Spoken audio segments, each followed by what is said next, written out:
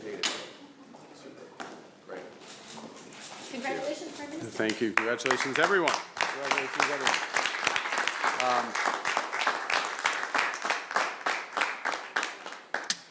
Thank you. Thank you all. I'm going to turn to the main event. You can guess what the main event is, but first, I did want to say a few words of condolences to the loved ones of those affected by the tragedy at Bow Glacier Falls in Alberta. On behalf of those who lost their lives in this tragic incident, their families, and recovery to those injured. And I want to thank the first responders and Parks Canada employees who've been conducting the search and rescue efforts over the course of the last 24 hours. So why we're here. We would only keep you here this late on a Friday, the first day of summer, for something that is really, really important. And today is a very important day for Canada. Bill C-5, our government's One Canadian Economy legislation, has just passed the House of Commons.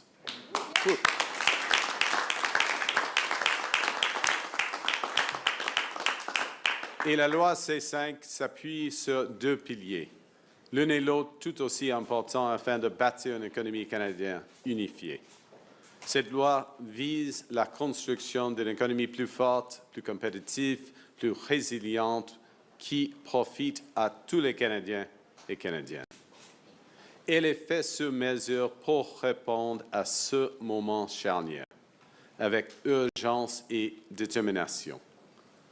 The first part of the bill eliminates federal barriers to internal trade and labor mobility, as first promised by the Minister of Internal Trade, Minister Freeland. It is our contribution to a much broader effort with all the provinces, all the territories, to eliminate the barriers that have held our country back for far too long. Barriers that cost Canadians as much as $200 billion in lost opportunities every year. That's equivalent to around $50,000 for every Canadian. And with the changes to labor mobility, it will help Canadian workers to do their jobs wherever they want to in this great country. The second component of this bill is especially consequential for our nation. Le Canada est un pays qui autrefois bâtissait de grandes choses. L'Expo 67, de sa conceptualisation à sa réalisation, n'a pris que 4 ans et demi.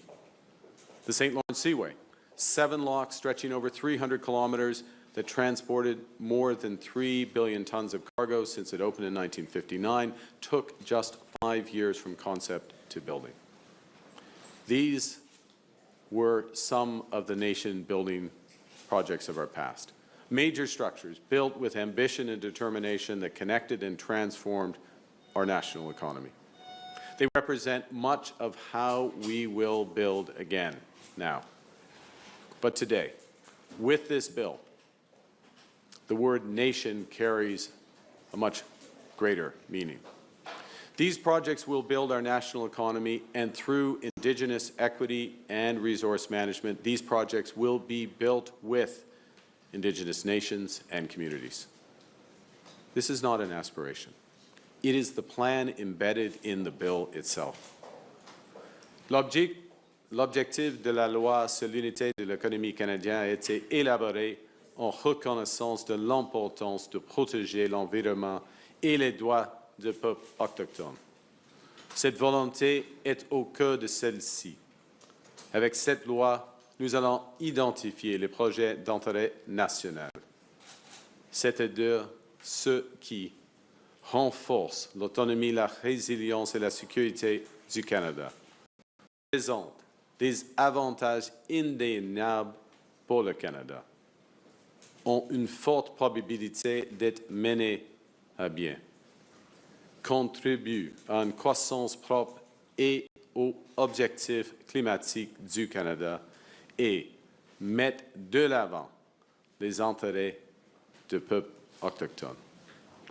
Pour les projets qui satisfont ces critères, nous allons les considérer comme approuvés dès le début et accélérer le processus d'évaluation.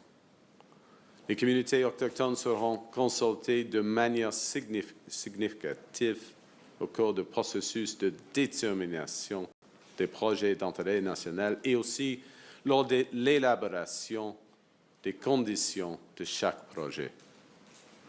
Through Canada's United Nations Declarations Act, federal laws are to be in alignment with UNDRIP and therefore respect the principle of free, prior, and informed consent.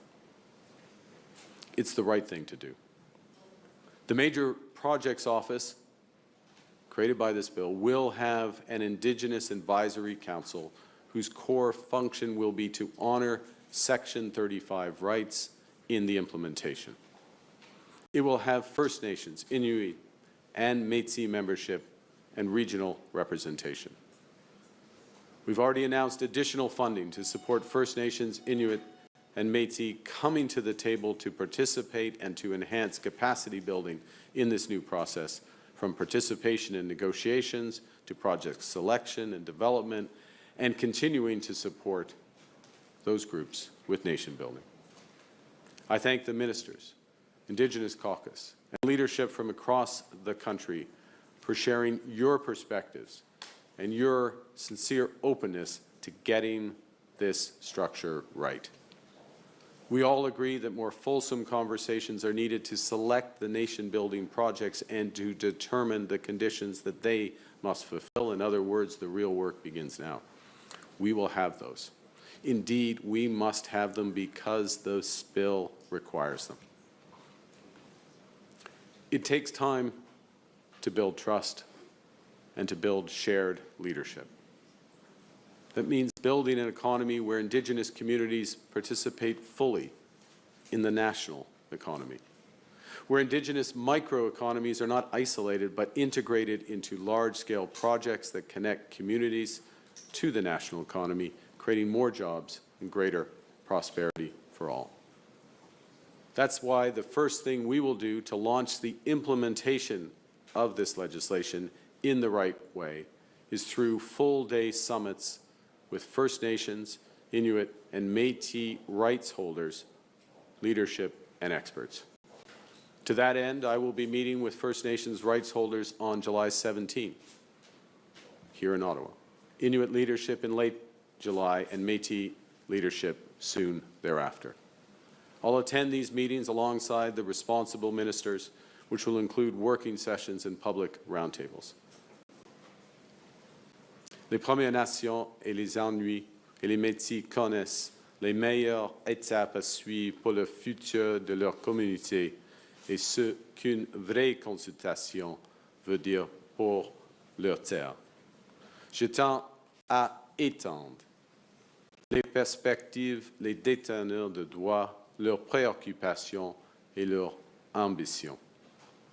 Pour le faire, nous allons entretenir des discussions profondes.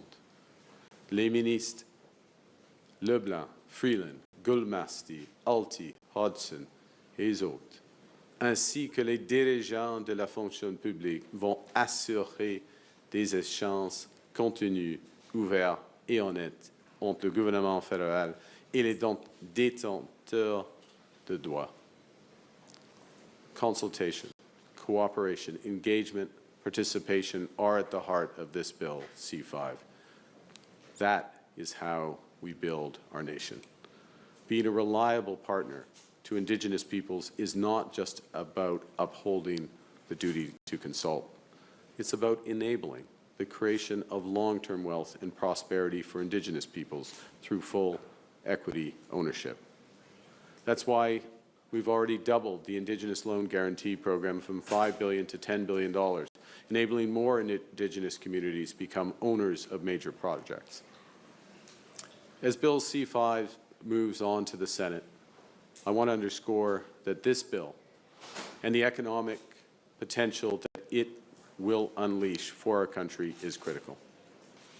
For far too long, when federal agencies have examined a new project, their immediate question has been why. Now, they will instead ask themselves how. The process to build in this country, which has become too arduous, has taken too long, and has been holding us back, is changing. In the past, with every year that a proposal to build a port, a wind energy farm, or a highway sat on an official's desk, we were leaving investment, prosperity, and jobs, people's careers on the table. We've been keeping ourselves dependent on foreign powers. But by building at home, we will truly make Canada strong. One strong, united, and unified Canadian economy. Breaking down trade barriers, breaking down labor barriers to build that strong Canadian economy. That's what we're doing with the introduction of today's legislation. You know, this government was elected on a promise to break down those barriers and to build things big and faster. Because we know, Canadians know, that we can give ourselves far more than any foreign government can ever take away. We can build big, build bold, build now, and with this legislation, build one Canadian economy. Nous pouvons bâtir un Canada meilleur pour des générations à venir. Merci, and I would now like to